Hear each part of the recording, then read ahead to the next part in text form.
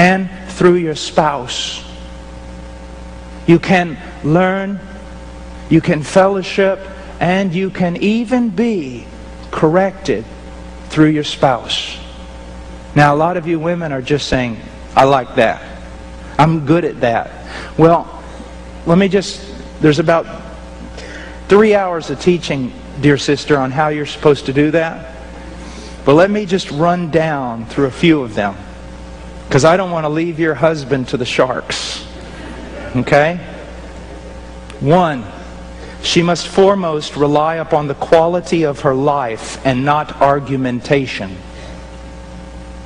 Not the tongue. Not nagging.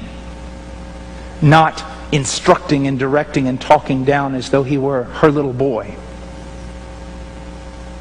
Although sometimes he may act like it. That comes from 1 Peter 3:1. In the same way, you wives, be submissive to your own husbands, so that even if any of them are disobedient to the word, they may be won without a word by the behavior of their wives. Doesn't the Holy Spirit know women? He knows that what they're going to go for is the tongue. They are. They're just better at it than we are. And they back a man against a wall until he does something really foolish. He says, no, with your life. Secondly, she must not sharply rebuke him, but appeal to him. This is a principle found in authority in 1 Timothy 5:1, where young men are not to sharply rebuke an older man, but appeal to him as father. Secondly, she must demonstrate reverence and respect. Ephesians 5:33, the wife must see to it that she respects her husband. Also, she must demonstrate a submissiveness, a genuine submissiveness. 1 Peter 3:5, for in this way in former times the holy women also who hoped in God used to adorn themselves, being submissive to their own husbands.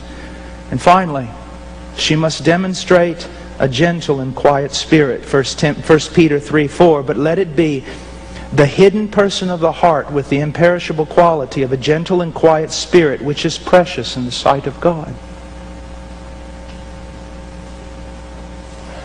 You say, well, my husband will never change if I do what you just said. Well, let me ask you a question. With all your striving, has he changed thus far? No. There's a principle I teach. It's actually a sermon. It's entitled, to women, it's entitled, How to Live in Such a Way So That God Will Kill Your Husband. And it has something to do with this. I love European castles. Every time I go to Europe or something, if I can find a castle somewhere, I'll go to it. But I was so amazed that in the castles, in the front door, the big door, 30 soldiers walking abreast could go through that door. But when you get to the second floor of many of those castles, the stairwell is only about this wide. And the door on that castle is only about this wide. You wonder, well, what's the deal? Why is that? Well, here's the reason.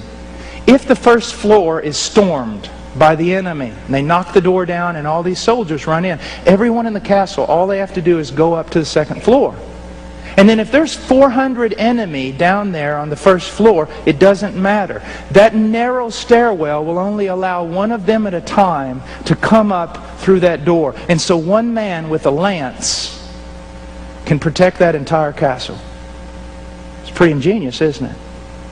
Well, dear sister, you have your husband run up to the second floor. You have stormed the gates, and you've run him up to the second floor. And he is quite an intelligent man, so he ran quite quickly. And he's up there in that one little door, in that one little stairwell with that lance, and he's defending everything you can throw at him. And the whole time you're fighting against him with the tongue, with accusations, with attitudes. You're fighting, you're trying to change him, you're trying to get him to see. And all the while you're doing that, you're yelling back at God, why don't you do something? He says, get out of the way. Why don't you do something? Get out of the way.